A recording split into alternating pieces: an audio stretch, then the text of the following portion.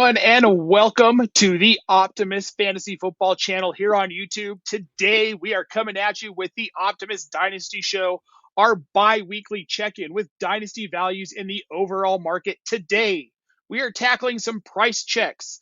With me are my co-hosts, the one and only Mr. Lou Brunson, and of course, my co-host for the Monday Waiver Wire show, Evan Sather. Gentlemen, Lou, how are we doing this fine afternoon as we get ready for Thursday night football?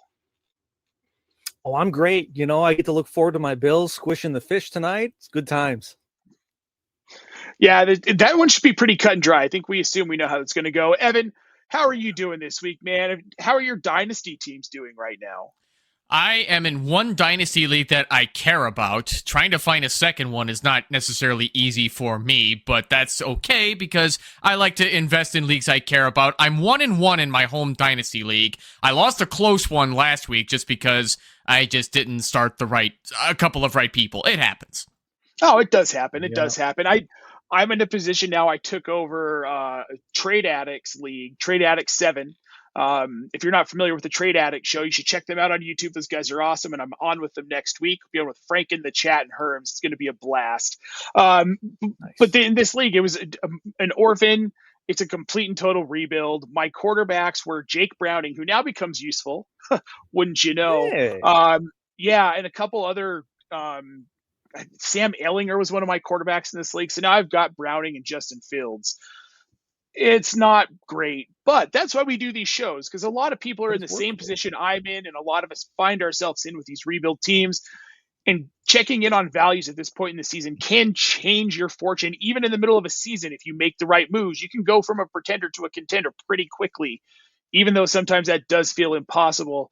Guys, let's get into it right away here. The first thing we're going to do, wide receiver price checks. It's been a little bit interesting. Some of the wide receivers we're seeing not playing well, and some of the ones we're seeing playing over what we thought was even remotely possible for them. Let's start with some of the low guys. Lou, on here, we've got Brian Thomas, Drake London, and Nico Collins. Right now, Brian Thomas Jr. is wide receiver 51. Drake London is wide receiver 56, and Nico Collins is wide receiver 54. These are three guys that we really, really thought were going to play way above this, even 2 weeks into the season. With these three players, where is your concern level at right now? In short, I'm not concerned about any of them. All three have shown everything that we want to see and more in some cases. We hoped for more at this point of the season, but at the same time, we're only 2 weeks into the season. We get tons of false positives all the time, even after 2 data points. As Evan loves to say, we need to calm down, take a deep breath. It's not the end of the world. Let's bring down the temperature a bit. And it's just, I believe all three of these guys over the course of the season, they're going to show up well for us. I do have a little bit more concern for Nico Collins than the others, simply because I'm not liking what I'm seeing overall out of that Houston offense, and I'm afraid that it might be a D'Amico Ryans issue, not an offensive coordinator issue the way we hoped. But it's still, I'm not worried per se.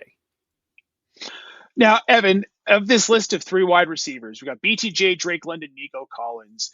Do you agree with Lou that Nico Collins is the one to be concerned about the most out of this list, or is there another one here that you are a little bit more worried about? No, I agree with Lou completely. I am not concerned whatsoever about any of these three wide receivers. They're not gonna, even the studliest of stud wide receivers are gonna have their weeks where they get 3 targets for a variety of factors, whether bad game script, or in the Atlanta Falcons' case, they just love to run the ball down other people's throats, as we're finding out. So Drake London didn't need to catch that many passes against the Vikings, where he caught 3 of 4 for 49, because Bijan Robinson and Tyler Algier were two guys that the Vikings' tough run defense just had no answers for, which is pretty amazing on the Falcons' part. Good job, you guys. I tip my invisible cap to you. But no, these three wide receivers have no concerns whatsoever for their dynasty value. They're young, they're hungry, they're extremely talented, and there's no reason to be concerned about any of them whatsoever. These are three guys that I love to build teams, or recommend building teams around, as opposed to trying to package them in a deal just because you want to tear apart your team for just tearing apart sake. No, I like these three. Don't be concerned. The only one I'm really honestly concerned about right now is Brian Thomas Jr. The system concerns me, and really what concerns me is Trevor Lawrence. And for like the fifth time on a podcast or a show this week, I'm going to say it again. The man making a forward pass 3 yards past the line of scrimmage just shows you a complete and total lack of field awareness. And that's concerning to me for a quarterback who's supposed to be football Jesus and obviously is not. And that concerns me. Any wide receiver you put into that system, it's going to worry me. I don't know. Nico Collins, I'm not worried about. I think CJ Stroud would rebound if his offensive line was playing better. And Drake London's going to be fine. To Evan's point, these are game script issues, which we're going to see the first 2-3 weeks of the season until the flow gets into the offense and we have a bigger sample size. So now the second tier of guys we want to talk about here, these are kind of some of the middle of the road guys to not good at all. A.J. Brown being one of them at wide receiver 91. We've also got Ladd McConkey, wide receiver 41, and Marvin Harrison, who is currently the half PPR wide receiver 36. Are we worried about A.J. Brown, guys? Lou? I mean, yes, in a word, yes. I'm not worried because he's A.J. Brown, though. I'm worried because nothing is easy for Philadelphia right now, and that's concerning. They've lost a lot of offensive brain power over the last handful of seasons between first Shane Steichen going off being a head coach, and obviously we can see what he's doing in Indy so far this year, and Kellen Moore as well. Granted, he went to the Saints, which, I mean, hey, Godspeed. But that's still a lot of offensive brain power walking out of the door. Now, hopefully this is just a matter of, I don't even know their offensive coordinator's name off the top of my head, but hopefully he's just getting his feet under him. It's his first OC job. I hope we start seeing more easy button plays for this Eagles offense. And if we don't, A.J. Brown's not at the point in his career where he has 5, 6, 7 years left to kind of take a couple of years to figure it out. If he doesn't turn it around this season, people holding dynasty shares of him can honestly start to worry, because the end is going to be coming before we'd like to think about it with him. He's one of those guys. He's been around long enough for us to start thinking in those terms. Oh, and I completely agree. Evan, when at any point this season would you want to start looking at maybe trying to move A.J. Brown before his value dips too far if this trend kind of continues? Well, first things first, I am not at all concerned about A.J. Brown. I think this is just September football at play here, where the Eagles are just trying to figure out how they want to defend their Super Bowl title in this new regular season, where they're trying to prove to the rest of the NFL that they are the defending champions. And unfortunately, that came at a cost of 9 targets in 2 games for A.J. Brown so far, and he hasn't fallen in the end zone quite yet. But it's a slow start for A.J. Brown. I'm not concerned. He's 28. He's only got 6 seasons under his belt. I like to keep wide receivers in Dynasty until they hit their 8th or 9th season, depending on how well they're doing with injury management or just plain old production, where once they hit 30 or 31, that's when I like to see what I could possibly get for an A.J. Brown. But if they're not slowing down like a Mike Evans, I'm going to want to hold on to them for a little while longer, because sometimes you just have those freaks of nature that remain great at wide receiver in their 30s. So before we get to, I was going to say, I don't want to jump too far ahead, but Marvin Harrison Jr. out of this list is the only one I'm worried about compared to A.J. Brown. I'm not worried about A.J. Brown. Okay, I mean, that was going to be my next question, Evan, to the group here. Outside of A.J. Brown, Marvin Harrison, Ladd McConkey, I think I'm less worried about Ladd McConkey, but I'm definitely worried about Marvin Harrison Jr. Lou, I think it's starting to feel like maybe this isn't a scheme fit for his skill. Maybe that he's got a quarterback that can't get him the ball in ways that he's able to get the ball. Do you think that if he remains with this team and Kyler Murray remains a quarterback, is he becoming kind of a dead asset right now in fantasy, at least in Dynasty? I don't know if dead asset is the right terminology for it, but I mean, definitely disappointing for where he was going. I mean, he was, in the conversation for 101 last year. Do I take Marvin Harrison Jr.? Do I take Caleb Williams in super flex leagues, at least? And in one quarterback leagues, there was no question. It was Marvin Harrison Jr. That was it for a lot of people. So I think more disappointing than dead. I mean, he's still he's wide receiver 36. That's startable in 3 wide receiver in 3 wide receiver leagues, which a lot of dynasty leagues generally are deeper that way. But at the same time, I mean, Kyler Murray is who he is as a quarterback. This is something that very smart people in the industry have been saying for a couple of years now. He doesn't support more than one top tier fantasy asset, and that's Trey McBride. It's been Trey McBride. The coaching staff said in the preseason the offense is going to continue to run through Trey McBride. If they didn't have McBride there and Harrison could thrive more or could occupy more middle of the field, crossing routes, that sort of thing, the sorts of things that he did at Ohio State and destroyed teams doing, I think he would be that, maybe not, top 5 dynasty wide receiver, but easily fringe wide receiver 1, that, T. Higgins type at worst sort of thing. Yep. And Evan, since you're the one who brought this up, I want to ask you now, are you looking to move Marvin Harrison?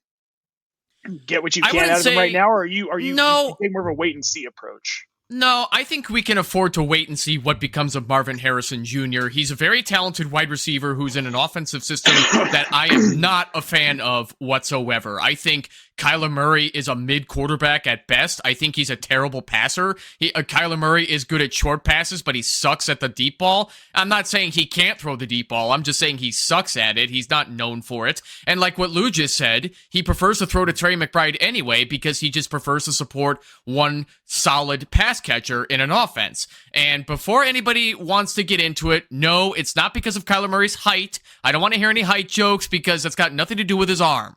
If height was really a problem, he'd be playing baseball. He wouldn't be playing football, but I digress. Marvin Harrison Jr. is not an asset that I'm looking to move right now. He's a fine wide receiver too. I don't expect the Cardinals offense to be good even against bottom tier defenses like what we saw against the Carolina Panthers last week, where Harrison only caught 2 of 5 for 27 yards. Those weeks are going to happen with Harrison Jr., but yeah, it sucks to have to treat a guy like him as a wide receiver 2 in your lineups, being that you drafted him as a top 3 pick in your Dynasty rookie drafts last year. But unfortunately, that's going to happen. Just be happy he's not Corey Davis. Oh, man, Corey Davis. Well, that's a fantastic Evan, let me ask you this. Yeah. Let me ask Evan this real quick. You talked about how Drake London, Nico Collins, BTJ, these are guys you build your team around, especially if you're trying to rebuild, that sort of thing. You don't try to move off of them for other assets. I completely agree on that part. I guess my question is Marvin Harrison part of that group as well, where you would feel confident building around him? And if not, which I suspect he's not, how far away is he from it? Marvin Harrison Jr., I feel, is a more talented quarterback away from being in that tier. Like I said, though, I don't like the Arizona Cardinals offense. I think they did not make any upgrades after Cliff Kingsbury. I feel like I knew the coach's name off the top of my head. I can't remember off the top of my head, but if Trey McBride can succeed with what he's got, then I can't. Maybe Marvin Harrison just needs a little more time to develop. I'm not entirely sure what's holding him back at this time, but Harrison is definitely good enough to reach that level. He's just not up there with Drake London or Brian Thomas or even Rome Odunze as far as I'm concerned. So, but this isn't to say Harrison sucks. It's just to say that I think I want to consider him a safe wide receiver 2 until he proves otherwise. And I'm willing to give him that space because there are some players that need a third season to prove it, just like a lot of tight ends and quarterbacks. So if he's not better by 2026, then I'd say it's time to panic. And I completely agree. I do wonder, and I wondered about this when he was getting drafted. We put so much stock in name and Marvin Harrison Jr. Like a lot of us, I mean, the 3 of us grew up watching his dad play for the Colts with Peyton Manning and Reggie Wayne and Dallas Clark and those teams and Edgerrin James. And he was obviously one of the greatest wide receivers to ever step on a field. I wonder if we overvalued him just a little bit too much in Dynasty because of that name. He played great at Ohio State, though. Sure, he did. And wide receiver you, right? Like he was. Sure, and that's a fair point too. That's a fair point too. It's tough to say that he was overvalued. I do think he was overvalued. He was not my wide receiver 1 going into that draft. Malik Neighbors was. And it's just he more so than Neighbors and Odunze specifically. I think Marvin Harrison Jr. has a specific niche that he needs to fulfill in order to reach that production that we expected out of him. And right now, that's just not happening in Arizona. And unfortunately, I don't see it happening unless something, quote unquote, something big changes, whether it's QB, offensive coordinator, which would probably require a change in head coach as well. I don't know exactly what it would be, but it need to be something big. Well, yeah. It would have to be something huge. Let's move on, guys. Let's move on to this lower tier of wide receivers, or higher tier, I guess, depending on how you want to look at it. The aforementioned Romo Dunze right now sitting at wide receiver 4. We've got Quentin Johnson at wide receiver 5, Zay Flowers at wide receiver 6, and then Troy Franklin at wide receiver 15. I have to say Troy Franklin is by far the most surprising player on this list. Least surprising for me is Rome Odunze. I expected this. I didn't think it was going to ding DJ Moore as much as it has, and I invested way too heavily in him in a lot of redraft leagues, and I'll own that. But I'm also really heavily invested in Odunze in Dynasty. I saw this coming. I think we all three did, so I don't know that we need to get into more than this isn't a surprise. But Troy Franklin, this is a guy going into the season in draft rankings was ranked as wide receiver 94. My question to you, gentlemen, and we'll start with you, Evan. Is Troy Franklin a wide receiver that we need to be looking at acquiring right now before his cost gets so great that we don't want to even try to get him anymore? I feel like he might blow up. Bo Nix, his college teammate, he needed a year. They talked about it last year. Sean Payton talked about it last year. This kid needs a year. He needs a year to figure it out. It looks like he's figured it out, Evan. Are you running out there to grab Troy Franklin right now? That's going to depend on your Dynasty League shareholder and if they're willing to let him go for a reasonable price, because now that he had his breakout game against the Indianapolis Colts, unfortunately, there is a plethora of I don't want to be too insulting of these people, but too many people who treat Dynasty like Redraft Plus, and they're going to act like Franklin is going to be like a top 10 wide receiver just because he had an explosive breakout game, currently sitting at wide receiver 14 in PPR Dynasty leagues. So as a result of that, you may not be able to get him for a fair price right now. You're probably going to have to overpay for him now that he's proven that he can be an important piece in this Broncos offense. Now, that being said, he's going up against the Chargers next week. They have better secondary pieces. They have a better defense, coached by Jim Harbaugh. If he only goes 4 for 6 again for 8.4 fantasy PPR points, then you might be able to get a better price to get him in your Dynasty League, being that, like I said, there are a lot of people who treat Dynasty like it's Redraft Plus. So now, right now, this week, is not the time to go get Troy Franklin. Wait until he has a down game. Then shoot your shot. Yep, Lou, are you with him on that? Yeah, and down games are coming. It's, if you've seen or heard me anywhere, I will, cast aspersions at Sean Payton at every opportunity and then some. And this is part of it, right? Like, you cannot trust Sean Payton assets unless they're transcendent type talents. I like Troy Franklin a lot. I was surprised he went as low as he did in last year's draft, and did absolutely nothing his rookie year, especially given his connection with Bo Nix.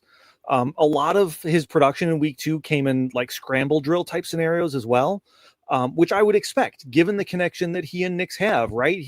Nix knows where he likes to work. He knows where Nix wants to look and throw, all those things that are important to have, but he's not being schemed up necessarily the way Cortland Sutton is and that sort of thing. So I like Evan's idea of wait till he has that down game, because it's coming. And I see his upside, his ceiling probably in that Khalil Shakir, Jacoby Myers type range of that, a wide receiver 3, a good wide receiver 3, a guy that if he's your wide receiver 3 on your team, you're like, yeah, I can absolutely handle this. But I see that as like the ceiling for Franklin. I definitely don't want to overpay for that guy. That's someone I want to pick up on the cheap when people are overlooking him. Cap for life. You cap for life. You're saying Ingram is hurt. Don't care. Ingram was already not getting that many targets when Franklin was out there too. Don't care. All right, fair enough. Now, the last one on wide receivers, and we're going to move on, guys. Zay Flowers is overperforming, and I think we all know that this isn't sustainable. Is now a time, if you've got him rostered in Dynasty, to go out and try and sell him after a couple of stellar games? No, thank you. Well, I'm at least checking. Sure. Yeah, I'm going to check and see if somebody wants him. I'll see what I can get for him right now. Because, again, we know this isn't sustainable in Baltimore. You love to see it. I love Zay Flowers. He's very talented. It's the Hollywood Brown problem. He would have these stretches where he was really good and getting a lot of targets and scoring a lot of fantasy points in Baltimore, and then it would all wither and it would go away for the rest of the season. We saw it too many times. It's still essentially the same coaching staff. I'm just going to say it now. Zay Flowers is better than Hollywood Brown, and don't at me, or maybe you can at me if you want on Blue Sky, but Zay Flowers is better than Hollywood Brown. They have a better offensive coordinator than Greg Roman, and that's not to say Greg Roman sucks, but Lamar Jackson is throwing the football a lot better with their current guy. I always forget his name, but I'm not looking... Todd Monken. Yeah, Todd Monken, that's right. I'm not rushing to sell Zay Flowers, but like what you guys said, doesn't hurt to look. Yeah, it doesn't hurt to look. Because if you can get enough back for a guy like Flowers, there isn't enough consistency for me with these boom games and then bust games. And that's always going to be that in this offense. I just don't see a way around it. So, all right, guys, well, let's move on here. Let's get into some running backs. And after this, we'll get to some of those questions there in the chat, guys. And if we don't get to your questions, make sure to head on over to Discord. We got a whole community of fantasy football nerds. We'd love to talk to you about all this stuff. We have a channel for every variety. So head on over. The link is in the show description here down below on Discord, Optimus Fantasy Football. You'll find all three of us there talking about this stuff like a bunch of nerds. So if we don't get to it here, head on over there, guys. We're going to do our best. Now let's get to these running backs here. This has been it's more the rookie guys, right, that we're having issues, rookies and second-year guys. This first year here, Trevion Henderson, RB36, RJ Harvey, a guy who was supposed to just take the lead over J.K. Dobbins immediately, RB43, Bashal Tootin, running back god in Jacksonville is RB33, Omarion Hampton, RB44, and Ashton Jonty right now, surprisingly, RB27. I'm going to say it. I'm not worried about any of this. These guys are rookies. They're going to get into it. I'm especially not worried about Ashton Jonty. I kind of like to see that the offense isn't leaning on him as heavy as we thought they would, because that means they actually value him as a player and they're not going to wear him out. He might have some actual long-term value in this league rather than getting beat up in 3 or 4 seasons. The only player on this list I'm really concerned about, quite honestly, is Trevion Henderson. And it's only because of the way that running backs historically are used in New England. I think he's very talented, but it doesn't seem like Josh Daniels is ready to let go of Ramondre Stevenson. Is that going to carry through to next season too? Because Stevenson's still got a year left on his contract. Lou, you're shaking your head at me. Tell me why I'm wrong. I don't think you're wrong to bring up that point. As you guys both know, because we obviously talk a lot because we are nerds.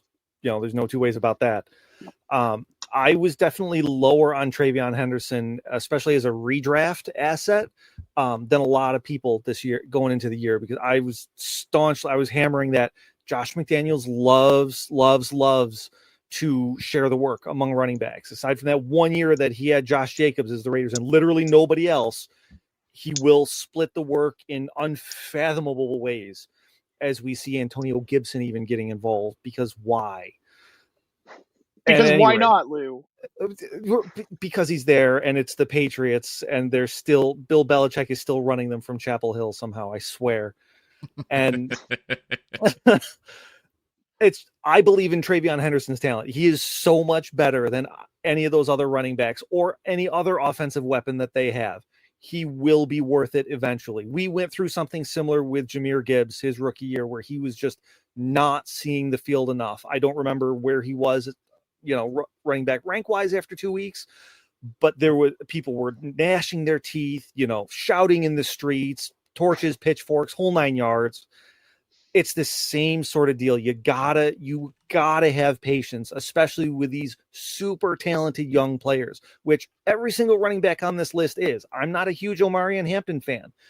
I still believe that he is a guy worth holding on to, worth buying, not panicking over, despite the fact that he's making a lot of mistakes right now.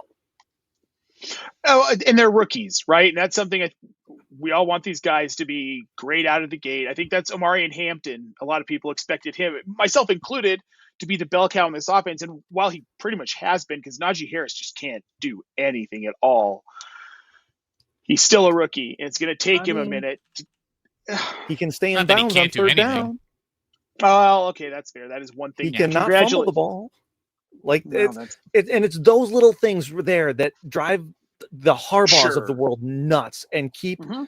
the Omari and Hamptons on the bench when we as fantasy players want to see Hampton out there because we see that juice that he's got and he's that close to just breaking it wide open. But that's why Najee Harris is always going to be the thorn in our sides. Najee Harris has 5 fumbles in the not 5 full seasons, but 4 seasons and 2 games that he's played so far, and he only lost 3 of them. That's freaking amazing for a running back in the NFL that he's only had 5 fumbles in his career. So that is why Jim Harbaugh wanted him on this team. Granted that, he's only been playing a small percentage of the snaps after playing with fireworks, but yeah, expecting any of these rookie running backs to be elite studs right away just because of their high draft capital is foolish from the very beginning. And I don't want to get too far into the redraft weeds just because people drafted them too high in the dead zones. But if you're already holding these guys and expecting them to start right away in Dynasty, you're just asking for trouble. They need time to develop in the NFL. Even if they were drafted in the 7th round, they're still going to need time to develop. And that includes Bashal Tutin, the only running back on this list that I have concerns about, because he still needs to prove that he's past his Virginia Tech mistakes. Yep, and I think that's fair. I could see Tutin maybe climbing a little bit higher just out of necessity in this offense because I don't know how sustainable Travis Etienne is, but we'll talk about that here in a minute. But Etienne's doing fine. I don't get all the worry about him just because he's in the last year of his contract. It has nothing to do with his contract. It has to do with his history. He's doing fine now. Maybe he'll keep it up. I don't believe it, though. Now, this next tier of running backs, just one, Caleb Johnson, running back 124. How low can you go? How many running backs are ranked? Because that's how low Caleb Johnson can go right now with the mistakes. I think his season is over. I don't think we see much of Caleb Johnson the rest of this year. They're happy with Jalen Warren. Unfortunately, they're happy with Kenny Gainwell. Evan, what do you think about Caleb Johnson? I think Caleb Johnson we need to see more of, and we need to see what they do with him after the bye week. I don't think it's over for Caleb Johnson. A lot of people like to overreact because he had a fumble against the Jets, and he muffed a kick return against the Seattle Seahawks, and now everybody's going, oh, get ready to sell insurance, buddy! And it's like, calm down, everybody. It's 2 games. He's a rookie who's having a hard time. In an Arthur Smith offense, I might add, which sucks for everybody except Derrick Henry and Jonnu Smith, but I think we need to exhibit a little more patience for a guy like Caleb Johnson, considering the capital that went into him. And I think after the bye week is when we can start to judge him. If he can't pick it up against more division rivals like the Browns and the Bengals, then we can start to wonder about his dynasty value at this point. But like I was saying earlier, this is not redraft plus. This is the long game. Don't go rushing to see if you can sell him for peanuts or dropping him on your waiver wire. It's going to be okay. We're going to wait and see what happens to Caleb Johnson. Even if it's what we all feared, that he's not going to end up being anything, that's the game that we have to play and find out. So here's the thing, and this is the only reason I'm worried about Caleb Johnson, because this is a Mike Tomlin offense. This is a Mike Tomlin team. He penalized Roman Wilson for the entirety of a season, and we don't even know why. It wasn't anything that he did on the field. It was something that happened in practice or team facilities. And I talked to Roman Wilson at the Senior Bowl, and that dude could not have been a nicer, more humble human being. So I don't know. But maybe that's why. Maybe he's just too nice. Maybe he's not too much of a jerk like Antonio Brown. He's too nice. He's too nice to play wide receiver. Well, and the thing is, we've watched Mike Tomlin penalize guys and 2 fumbles in 2 games, one of them being a muffed kick. Guys like Tomlin just don't like that. And if he can't get it together and there's certain expectations with draft capital and what they looked at him doing and what role they wanted him to have, this could be into like week 10 or 11 before we really see Caleb Johnson again. Like, he's going to have to run through the ringer at practice and prove that he will not drop the ball. Mike Tomlin, Arthur Smith are guys that just do not tolerate that. It's like Sean Payton. We've seen guys disappear for an entire season because they fumbled a couple times in big spots. It screwed the team. He put him on the bench. That's right. Next year, not as worried. If you've got Caleb Johnson on a taxi squad or you're not looking at having to start him in Dynasty, he's definitely a hold for me. I just don't think it changes this season. Yeah, I'm with you. If you were if you were that dynasty team that was kind of like back half of the and you're like, oh, I can grab Caleb Johnson and probably plug him in as a starter at some point this season. Maybe it takes a few weeks, but I can, get some value out of him this year as a starter. You need to put that to bed. I do not see him as startable at any point this year. Unfortunately, Pittsburgh has a really early bye. It's week 5. I don't think that's enough time for him to get back in anybody's good graces there, considering we're starting week 3 tonight. And it's just, I agree with Nate in that it's probably looking like a lost season for Caleb Johnson as far as any sort of actual value. Yeah, it really does. It worries me. And now let's get to our last two here. We've got Devon Achane, who I'm going to pop up a question here. Achane, I was close, all right. RB6. And then we've got Bucky Irving at RB15. Now we've got this question for Cap for Life. I'm not touching anyone from Miami right now except Achane. With that being said, who else do you guys like from Miami? I don't want anyone on this team right now. Maybe I'll take a stab at Jalen Waddle. But outside of that, no one. I'm trying to sell Tyreek Hill everywhere I can, and nobody's biting, shockingly.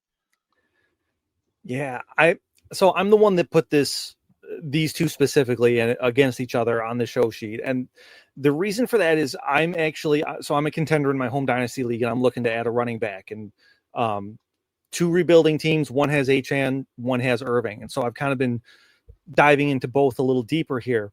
And it occurred to me that Achane is only signed through next year, whereas Irving's still got a couple more years after that.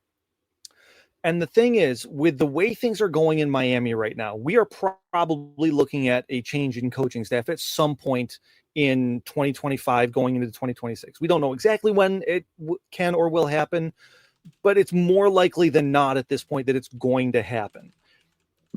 Achane is a dynamic playmaker, but he's not that running back that screams, you need to build around me.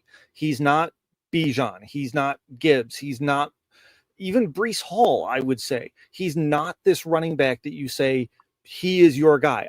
So all this is to say, I could see very well going into next season, he's kind of in a Breece Hall in New York situation where he's sharing a bit more of the work than we'd like.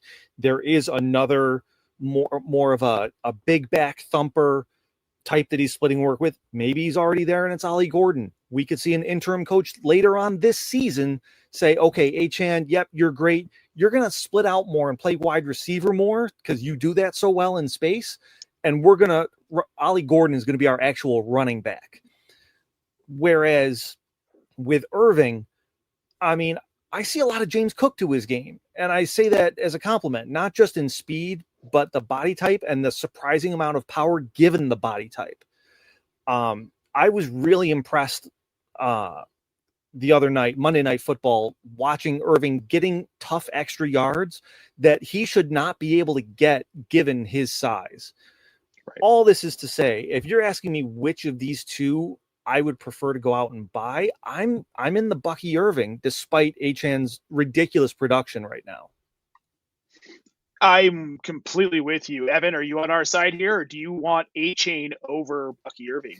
I would much rather have Devon Achane over Bucky Irving because he gets more work. He's not losing out to other pieces of his own offense the way that Bucky Irving is, because that's just the way that the Bucs like to run the football. If you guys saw the Buccaneers game against the Houston Texans, Rachaad White got the game-winning touchdown. They did not give it to Bucky Irving, which I found just a tad perplexing about Bucky Irving's worth on this team. Now, granted, yes, Bucky Irving is considered the bell cow of the offense. He's not seen less than 70% of the snaps so far, but there are situational stuff that Bucky Irving will not be used for. I understand people are going to want to fight me when I say stuff like he's not as good of a pass blocker compared to Rachaad White and yada yada, and that doesn't necessarily impact his fantasy production. You'd be correct for the fantasy points that we care about, but it's more of a concern to me when we have to compare him to Devon Achane. And speaking of the Miami Dolphins, there are rumors floating around that Cap for Life has pointed out that McDaniel could be gone after week 4. It could be a lot sooner, my man. He could be gone after the Bills game later this evening if the Bills blow them out, or just flat out lose a game they should have won. Because McDaniel was just hired as the head coach after the controversial firing of Brian Flores, and the GM could also be going too. That's also part of the rumor. I wanted to make it clear that that's just a rumor, but right now, I'm fine with buying Devon Achane even before McDaniel is fired. Because unfortunately, I don't think he's going to last through the rest of the season. Oh, I don't think he is either. There's no way. That franchise would have to be insane. This isn't the New York Jets. I mean, he's going to get fired. And I'm with you, and I see the value. Here's where I'm at with Bucky Irving, though. When we're looking at him long term, yeah, right. Rashad White's stealing work from him right now, and I drafted accordingly. I knew this was going to happen. Rashad White almost won me a matchup in one of my redraft leagues this week by getting that touchdown. I'm not surprised to see this. I expected it. But Rashad White isn't going to be there next year. There's no way that they're going to re-sign him and bring him back. Right. Now that we said that, he will come back. Right. It doesn't seem likely that they're going to bring Rashad White back. And at that point next year, if I'm holding Bucky Irving and he starts to get that full workload without Rashad White next year, and he starts to do those things that we're not seeing him do this season, I'm all for it, and I'm going to take him over Achane all day. And so here's what it comes down to for me. Like you said, looking into that crystal ball and looking towards the future, I see Achane is literally doing everything that he can right now. He has everything that we want in that role, right? He's got all the work. So he can kind of only go down from here. Even with even with White getting that touchdown this last week, Irving still had 18.1 PPR points. I mean, I will still take that out of my RB1 every week of the season and be happy about it. So if we can, and if we're saying, okay, this is his worst case scenario, if I'm going to buy one of them, let me buy the worst case scenario that has a chance to get better against the guy that's already in his best case scenario. Yeah, no, and I completely agree. We've got some comments here in the chat. We obviously talked about this one, but I want to look at this team real quick here for our homie Cap for Life. We'd love to see you in the chat, buddy. Thanks so much for tuning in and keeping it lively in there. His team for week 3, guys. He has got Baker Mayfield, Bucky Irving, Breece Hall, Jackson Smith and Jigba, Brian Thomas Jr., Harold Fannin, Jordan Mason, the Atlanta Deeds, and Matt Prater at kicker. Evan, how do you feel about this team? I'm not sure if this is a dynasty team or a redraft team, but either way, on paper, it's a good starting lineup. I wouldn't choose to start Harold Fannin as my tight end unless I don't really have anybody else better, but at least you know you're not going to take a 0 from Harold Fannin, so I think this lineup is perfectly fine as a potential winner. Lou, what do you think? Yeah, it's I believe Cleveland's playing Green Bay this week, and if you have another option other than Fannin, I think this is the week to do it. That Green Bay defense is nothing to mess with, and Cleveland's already a dicey enough offense that it could get very, very yikes. I mean, overall, 0 complaints about the lineup. I mean, being able to roll out both JSN and BTJ, Mason, obviously a great later round pickup for you, is paying off. I mean, that's very solid. There are a handful of guys on this team that we will be talking about, Mike Reedy and I, tomorrow on the DFS show. You guys can find it. It will be posted somewhere around noon time Eastern Standard, provided we can record tonight. We had some tech issues earlier today. Let's get into the last group here, guys. We're going to run through some of these dynasty quarterbacks because this has been, again, a weird year for quarterbacks. We'll start with some of the guys who are way underperforming. We've got Tua Tagovailoa, QB 25, Bo Nix, QB 22, and C.J. Stroud is QB 26. Lou, which one quarterback on this list are you most worried about not recovering their value, and why is it Tua? I mean, that's the right answer, right? The fish is rotten in Miami. I don't know what else to tell you here. And I don't think it's necessarily Tua's fault. He's not that transcendent quarterback talent that can take a bad situation and make it good. And this is a bad situation. Cap, I know you are, I don't know if you're there in Miami or if you're just that fan somewhere else in the country, but I'm sure you know better than anyone. He is either losing or already lost that team. Players only meetings after week 1 is mind boggling. I don't know that Miami can get away from Tua. And I also don't know who else you would bring in after McDaniel that would turn Tua into something that is more than a fringe QB2 in a super flex league. And there's a lot of those guys. You can stream guys like Aaron Rodgers and your Mac Joneses and all these other guys and kind of be about in the same range at this point. Yeah, I'm all out on Tua. I dropped him in a redraft league to pick up Mac Jones last week. So as Evan looks at me like he's going to stab me. Evan, I think we can realistically, I think 3 of us can agree here. I'm not super worried about Bo Nix. He started out slow last season. It's only his second year.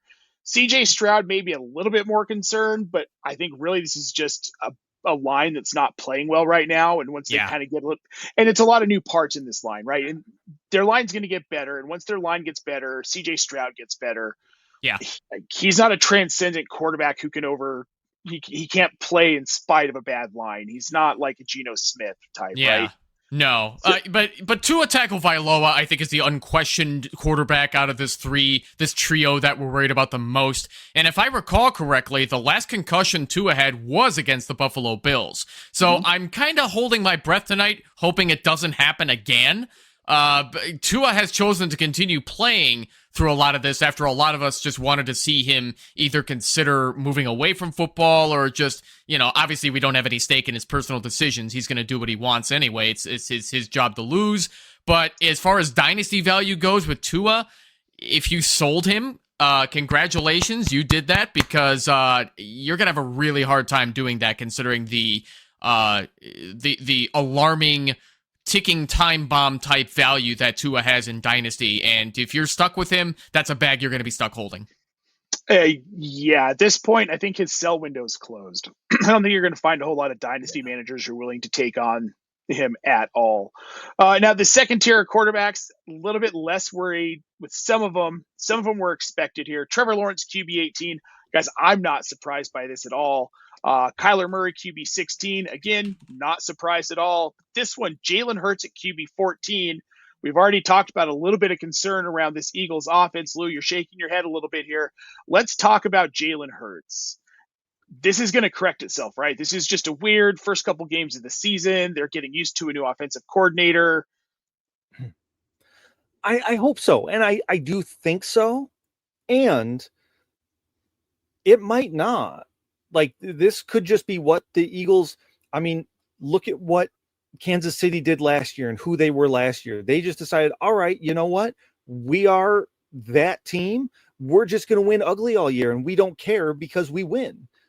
Philadelphia can do that. They've got that disgusting defense. They've got that mammoth offensive and athletic offensive line, and they've got Saquon freaking Barkley. They don't need Jalen Hurts to be Superman. And that ultimately could end up being what ends up dooming the passing attack and Jalen Hurts kind of, I don't want to say for the foreseeable future, because I don't think this is a forever thing. And I think it's a for longer than we would be comfortable with thing.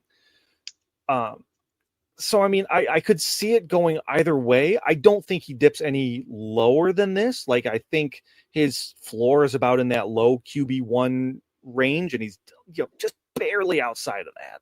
So I'm not actually worried, but it's definitely disappointing, obviously, to this point. Sure. Well, what it took for you to acquire him on your dynasty teams, you'd like a little bit better production, right? Evan, are you concerned about Jalen Hurts long term? Do you think this is more of just a this season thing, just a couple weeks thing? What are you doing with Jalen Hurts right now?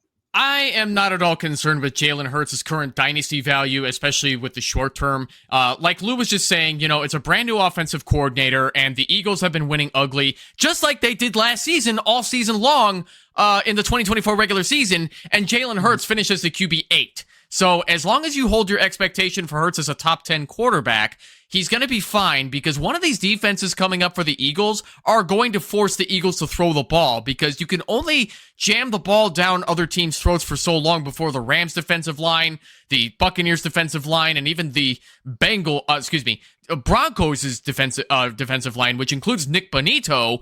They're going to be targeting Hurts all season long, and even offensive coordinator Kevin Patullo mentioned that they're going to be designing more runs for Jalen Hurts. So at this point, somebody's going to be forcing the Eagles to throw the football, and when that happens, we'll see A.J. Brown get more value, we'll see Devontae Smith get a little more, and who knows, even Saquon might catch a few more passes, but they don't need Saquon to catch that many passes with how great he is. So, no, if you're worried about Jalen Hurts, you're a fool. Not to be too harsh, because he will be a top 10 quarterback again this year. There's no reason he won't be. Evan over here just spitting the truth. I'm not worried about Jalen Hurts long term. I'm a little worried about short term with it. I think it might get a little bit uncomfortable for some of us this season with him. I think there are going to be weeks where they just don't really throw the ball. We've already seen it. But overall, if you're a Jalen Hurts manager, I wouldn't be concerned. The ones I'd be more concerned about, if you're still holding on to Trevor Lawrence, do you think he's ever going to be a QB1 tier player? He's not. I hate to break it to you guys. He doesn't know where it is on the field. He's Andy Dalton. He is Andy Dalton. He just happened to be first round pick Andy Dalton.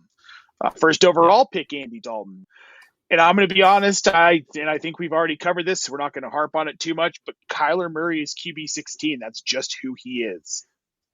Yeah, it's just where he lives. And it's where he lives. It's fine. It's great. It's not great, but it's fine. It's fine. It is what it is. So let's get on to these. Now this top tier of quarterbacks, couple surprises. We're going to start with the first surprise. Patrick Mahomes, QB4.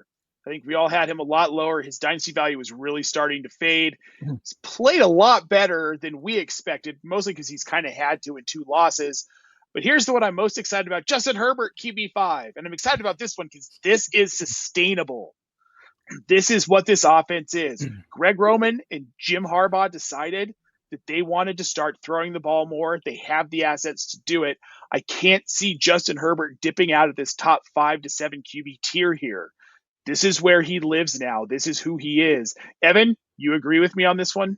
100%. And I don't understand all the fantasy managers who were losing their crap over his 2022, 2023, and 2024 seasons where he finished outside the top 10. Everybody was acting like he sucks now. He's going to get traded to the Vikings because Jim Harbaugh wants to go draft J.J. McCarthy, which was a very hilarious rumor, by the way, which never even freaking happened. But Justin Herbert already proved that he's a top 10 quarterback, but then people want to act like because he didn't finish in there for a few seasons because of some offensive struggles, all of a sudden that must mean it's all his fault and he sucks. That just goes to show that some of y'all don't know ball. Justin Herbert can ball. He's already been given more than 60 passing attempts so far. They want to move the football. They've got great targets for him finally. Keenan Allen is looking good again in this offense. It just goes to show that they're ready to jam it down other teams' throats when they think, oh, you think we're going to run the ball? Psych, we're throwing it. So that's what's happening. And, it's kind of interesting that Justin Herbert is also doing pretty well rushing on the ground, too. He's not afraid to take it himself if he has to. So, unfortunately, Herbert did fumble twice against the Raiders and lost one of them, but they kicked their butts anyway. I'm not concerned. So, yeah, expect Justin Herbert to be a top 10 quarterback until we see otherwise. Yep, I have no concern. I'm happy with my shares. I'm glad I didn't panic the last couple of seasons like some people did. I acquired some shares of Justin Herbert on that panic, which was really, really nice. Patrick Mahomes at QB4, we can be brief about this one. It's weird, but it's necessary. He's been running a lot more. I don't think this is necessarily sustainable, but he's back in my top 10 in Dynasty right now. I had him at QB 14. I'm moving him back into my top 10. Because if this is what this offense is going to be, he's at least a top 10 quarterback for me. And I mean, he's been right around QB 10 for me, and I haven't really moved off that. I'm not one who moves QBs up and down very often. It takes a lot, honestly, for me. So, like, he's kind of lived there. And yes, he is QB4 right now, like you mentioned, Nate, because of that rushing. He's running for something like 60 yards a game right now, which is absolutely not sustainable. I know he likes to, kind of tippy toe down the sideline and then, truck guys when they're letting up because they'll get flight. Anyhow, I'm going to get off that soapbox here. But the short version is no, this is not sustainable. He's not going to keep doing this, especially once guys like Xavier Worthy start getting healthy. Rasheed Rice comes back from suspension. Like, it's really going to start opening up the passing offense a bit more. And as much as that'll help his passing numbers, it's just not as impactful for fantasy compared to rushing numbers. Now, the last one, Daniel Jones. Evan, this is crazy. He's QB2. Now, I know I'm coming to you because I know what you're going to say, and the people need to hear this. Let's find out. Is Daniel Jones a sustainable top 5 quarterback through this season and into next in this Indy system? As a dynasty manager, do you think that you should be holding Daniel Jones, or is this the perfect time to sell him to the people who think this is sustainable, even though it's not?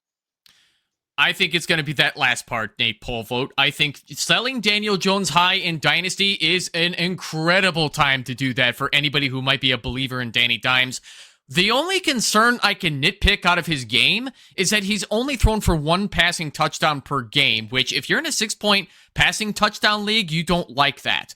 Now, Daniel Jones obviously can get it done with his legs as well, similar to like a Josh Allen or Lamar Jackson and Jalen Hurts and so on and so forth, but not every single defense is going to let him do that. The Broncos surprised me a bit because I thought they were going to make life a living hell for a Danny Dimes, but they just didn't play that well, and they'll figure it out later this season. But coming up against the Titans, I expect them to steamroll them as well. And if you didn't sell Daniel Jones high this weekend, you still got another week to do it. I think once he starts seeing tougher defenses like the Rams and I'll even say the Cardinals, as much as I'm unimpressed with them as well, he will face tougher defenses, and that will bring him back down to earth. Shane Steichen likes Daniel Jones a lot, but yeah, sell him high when you can, because I don't think this is sustainable. Yep. Lou, are we in agreement here? Sell Daniel Jones now while you can. And I don't know if you're going to be able to sell him right now, because I don't know that anybody believes in him as far as Dynasty goes. Like, find a Colts that's fan. The big right? That's right. Hopefully you play in one of those leagues with one of those people, because maybe you can sell him to them. I doubt that you can sell him at this point. So if you can't, I understand holding him for that reason. I look at the first, I don't even want to say half, more than half, up through his week 11 bye. And I don't see it as that intimidating. Yes, there are a couple good defenses sprinkled in. We just saw him play against a good defense, like you mentioned, Evan. Mm-hmm. And historically, the way to rattle Daniel Jones has been to blitz him. Like, he has not been able to deal with the blitz. He was blitzed 27 times in the game against Denver on 32 passing attempts. That's almost 80% of the time he was blitzed. 1 sack, just one. And it was bad. It was real bad. Mm-hmm. Like, he did the whole Danny Dimes turtle thing and everything, but it was just once. This Indy offensive line is really carrying him as much as anything. If those hits start racking up, guys on the line start getting hurt, yeah, the wheels are going to start coming off, and they're going to come off quick and hard. However, if that doesn't happen, yeah, this is going to be more sustainable than we think. I don't think he's someone you want to own long-term in Dynasty. But if you can get through a handful more weeks with him and he's still showing out like this, which he very well could, maybe not top 5, but a consistent top 10 quarterback, yeah, you're going to be able to sell him for something. Yep. And I think now's the time to do it. Even if it is sustainable, it turns out to be sustainable. He's not a player I feel like is worth the risk, because you can get way more in return. And it might take a couple of trades, moving some assets around. You move Dimes for a couple first rounds. You end up with Josh Allen like 3 weeks later. Who knows? But those are the kinds of things I'm looking to get out of guys like Daniel Jones. And a lot of these like higher tier players that we don't think are sustainable, move them for something you can move for something else later. And I think that's kind of what we're getting at with Daniel Jones. Is sure, it could be sustainable, but is it worth the risk? And kind of piggybacking onto that, Nate, you're going to be wrong sometimes in fantasy and Dynasty, that sort of thing. You're going to be wrong. He's someone, if it is sustainable, I'm okay being wrong, betting that it wasn't. Yep, me too. I would as well. Right. I don't like the Colts offense. Yeah, I don't like the Colts organization. So, well, guys, on that note, we are going to get you out of here. I want to thank everyone who tuned in today. We had a very lively chat. It's fantastic. We love to see it. If we didn't get to your questions, let me just remind you real quick here, guys. Head on over to our Discord channel. You can find all of the details in the show description. The link is right there on your screen if you want to copy it and write it down, pause us, whatever you need to do. But head on over there and we can get to the rest of those questions. And while it's still available, check out our tools over on tools.optimusfantasy.com. Get $10 off your first 3 months with the promo code 3. We've got all sorts of data, and it's all live updating in-game. You can see what's going on in real time with all these advanced stats. Yards per route run, ADOT, we've got all of it. So go check that out. Gentlemen, it has been a blast. For Lou Brunson and Evan Sather, I'm Nate Palmo, guys, and we will see you in 2 weeks with the Dynasty Show.